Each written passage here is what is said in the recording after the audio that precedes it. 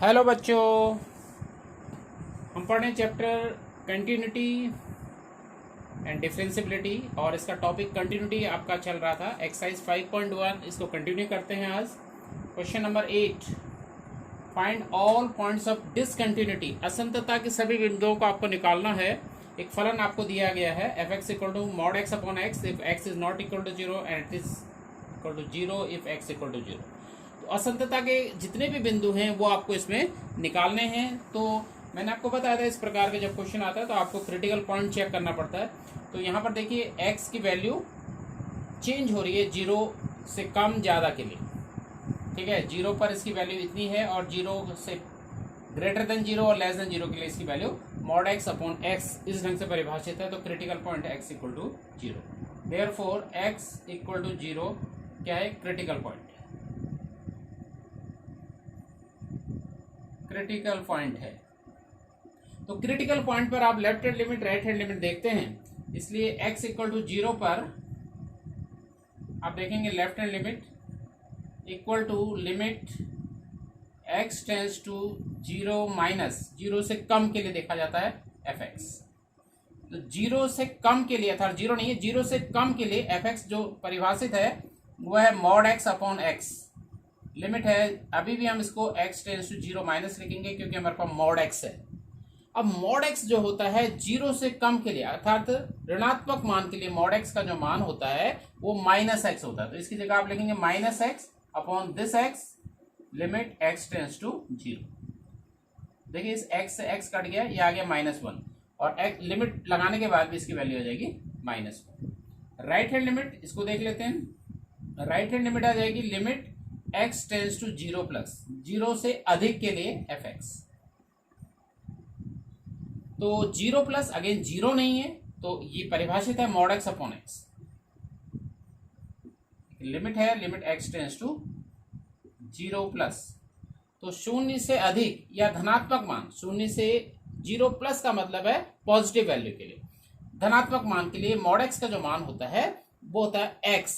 तो इसकी जगह आप लिखेंगे x अपॉन दिस x। बाहर से लिमिट है limit x tends to zero. तो ये x कट गया 1, तो राइट हैंड लिमिट की वैल्यू आ गई 1। Left hand limit -1, right hand limit 1। तो this implies left hand limit is not equal to right hand limit. ये दोनों लिमिट्स, दोनों सीमाएं x इक्वल टू शून्य पर बराबर नहीं है। तो इसलिए therefore x equal to zero पर फलन संतत नहीं है, संतत नहीं है। x इक्वल टू जीरो पर फलन संतत नहीं है। एक चीज तो ये निकल गई। अब इसके बाद हमें देखना है x is greater than zero. x is greater than zero के लिए, इसके लिए हम देखते हैं एफ एक्स जो है x is greater than zero पर एफ एक्स जो है देखिए परिभाषित इसी ढंग से है, लेकिन जब शून्य से बड़े की हम बात कर रहे हैं मॉड एक्स जो डिफाइन होता है वो x होता है। तो x अपॉन एक्स, तो ये 1 आ गया। एफ एक्स की वैल्यू आ गई 1। तो 1 जो है एक अचर फलन है, कांस्टेंट फंक्शन आ गया है। It is a constant function at x is greater than zero. x is greater than zero पर यह एक कांस्टेंट फलन है, इसलिए कांस्टेंट फलन जो होता है वो संतत होता है। इसलिए x is greater than zero पर फलन संतत, फलन संतत। अब देखिए x is less than zero, x is less than zero के लिए पर एफ एक्स जो आएगा लेस देन जीरो के लिए मॉड एक्स जो है माइनस एक्स की तरह परिभाषित होता है, माइनस एक्स अपॉन एक्स -1। ये भी अचर फलन, अचर फलन।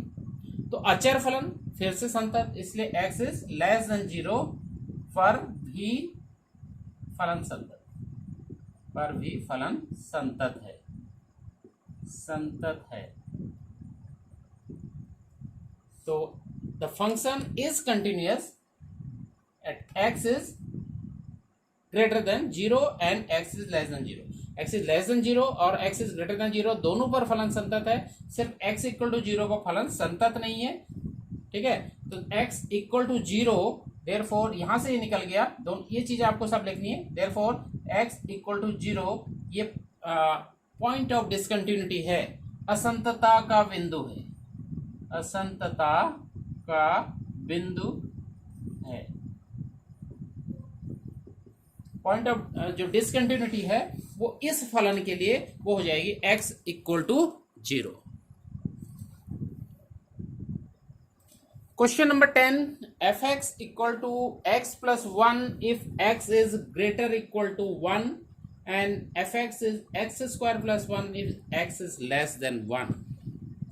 ठीक है, तो 1 पर आप देख रहे हैं ये वैल्यूज दी हुई है, x is greater than 1, less than 1, equal to 1, तो देयरफॉर x इक्वल टू 1 जो है ये क्रिटिकल पॉइंट है।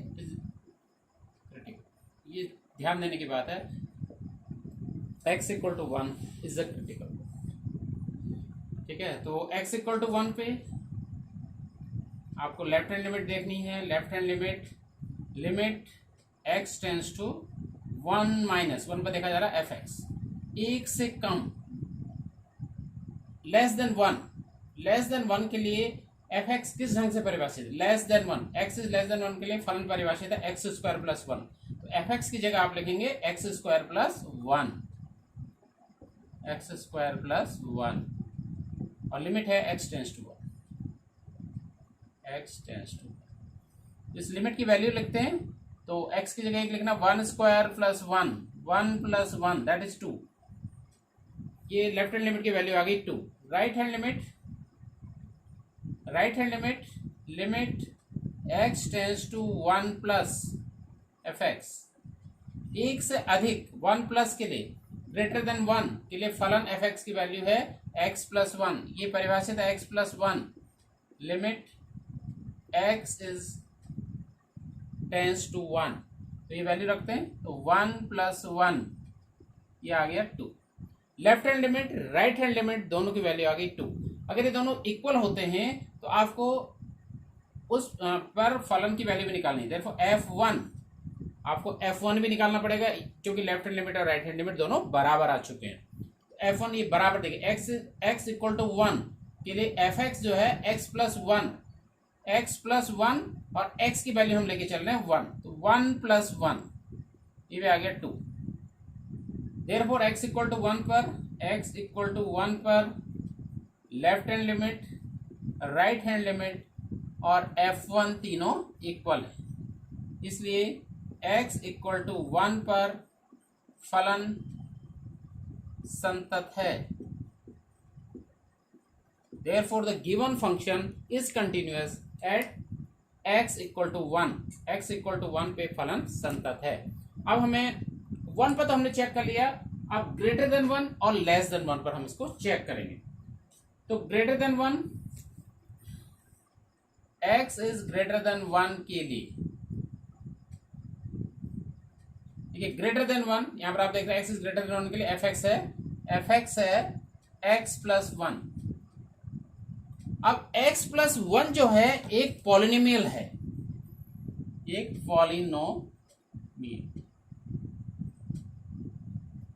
क्या है, पॉलिनोमियल है, एक बहुपद है, बहुपदी फलन है। तो बहुपदी फलन या पॉलिनोमियल जो होता है वो कंटिन्यूअस फलन होता है, इसलिए fx x is greater than 1 के लिए संतत है, Therefore the given function is continuous at x is greater than 1 या for x is greater than 1, x is less than 1 के लिए, x is less than 1 के लिए भी देख लेते हैं। fx जो है लेस देन 1 के लिए fx है x स्क्वायर प्लस 1, तो x स्क्वायर प्लस 1 ये भी एक पॉलिनोमियल होता है, तो पॉलिनोमियल या बहुपद फलन फिर से निकल गया, बहुपद फलन। तो बहुपद फलन मैंने आपको बताया ये कंटिन्यूअस होता है। बहुपद फलन क्या होता है, कंटिन्यूअस होता है। Therefore fx x is greater than 1 के लिए भी संतत।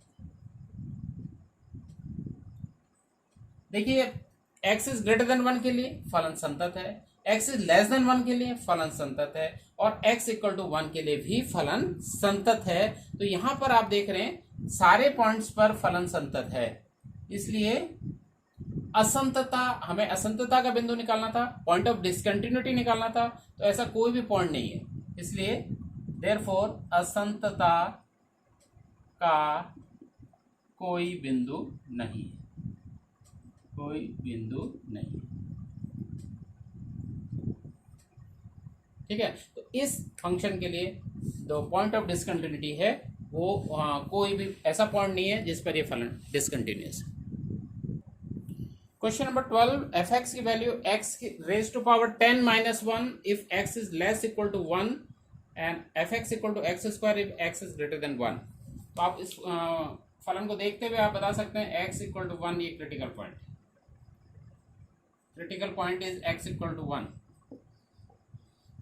तो एक्स इक्वल टू 1 पे left hand limit x tends to 1 minus f x, एक से कम के लिए लेस देन 1 के लिए, लेस देन 1 के लिए एफ एक्स की है, एफ एक्स परिभाषित है x raise to power 10 minus 1, limit है एक्स टेंस टू 1। तो लिमिट रख देते हैं, तो 1 raise to power 10 minus 1, 1 raise to power 10 is 1, 1 minus 1 is 0। Left hand limit की वैल्यू आ गई 0। राइट हैंड लिमिट देख लेते हैं, right hand limit x tends to 1 plus f x, और एक से अधिक के लिए एफ एक्स ग्रेटर देन 1 के लिए एक्स स्क्वायर करके परिभाषित है, एक्स स्क्वायर लिमिट है एक्स टेंस टू 1। तो लिमिट रख देते हैं, तो 1 का स्क्वायर एक्स की जगह 1, 1 स्क्वायर इज 1। तो देखिए left hand limit 0, right hand limit 1, therefore left hand limit is not equal to right. तो this implies x equal to 1 पर, क्योंकि इस पर हम चेक कर रहे थे 1 पर फलन संतत नहीं, फलन संतत नहीं। ठीक है, x इज ग्रेटर देन 1 के लिए एफ एक्स है ग्रेटर देन 1 के लिए एफ एक्स की जो वैल्यू एक्स स्क्वायर, ये एक पॉलिनोमियल होता है, एक बहुपदी फलन होता है, इसलिए ये कंटिन्यूअस। कोई भी फलन यदि वो पॉलिनोमियल है तो वो कंटिन्यूअस होता है। तो x इज ग्रेटर देन 1 के लिए फलन हो गया continuous. x is less than 1 के लिए एफ एक्स की जो वैल्यू है वह है x raise to power 10 minus 1, x raise to power 10 minus 1 ये भी एक पॉलिनोमियल है, पॉलिनोमियल। तो पॉलिनोमियल है इसलिए ये भी कंटिन्यूअस। तो x इज ग्रेटर देन 1 के लिए continuous, x is less than 1 के लिए कंटिन्यूअस, लेकिन x इक्वल टू 1 पर यह फलन संतत नहीं है, इसलिए जो पॉइंट ऑफ डिसकंटिन्यूटी आ गई, पॉइंट ऑफ डिसकंटिन्यूटी ये आ गया x इक्वल टू 1। तो x इक्वल टू 1 असंतता का एक बिंदु है। Question number 13 is the function defined by fx equal to x plus 5 is x is less equal to 1 and it is x minus 5 is if x is greater than 1 a continuous function। Check करना है ये फलन दिया हुआ जो फलन है ये कंटिन्यूअस फलन है या नहीं है। ठीक है, whether this function is continuous or not। तो आप फलन को समझिए, इसकी डेफिनेशन को देखिए किस ढंग से फलन को डिफाइन किया गया है। तो x इक्वल टू 1 आप देख रहे हैं, इसको देखते ही x equal to 1 is a critical point, is a critical point main होता है। तो क्रिटिकल पॉइंट पे आपको left hand limit right hand limit निकालनी पड़ती है। Therefore at x equal to 1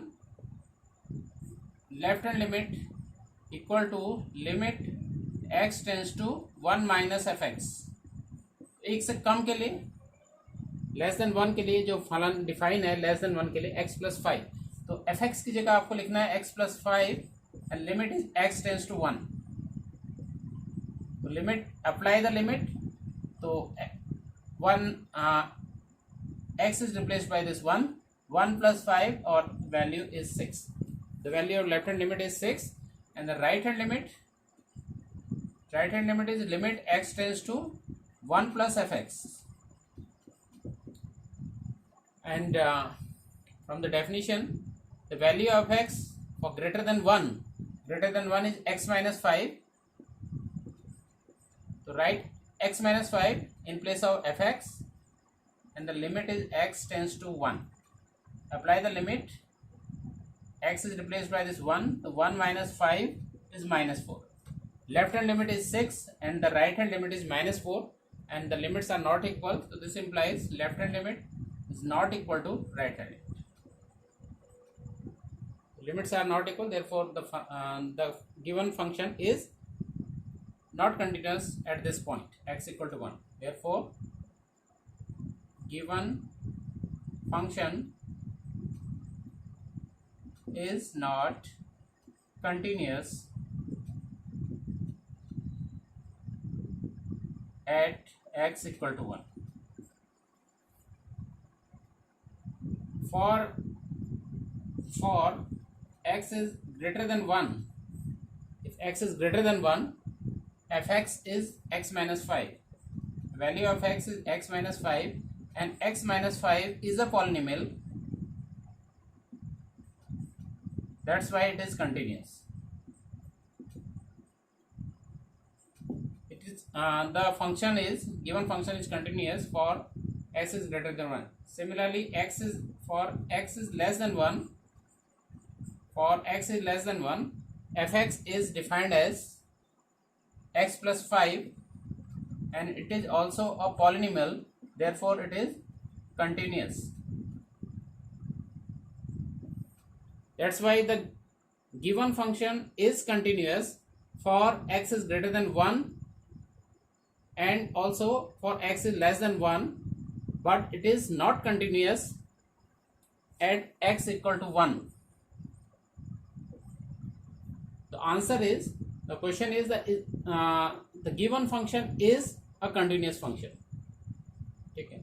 So that's why we write the answer as this given function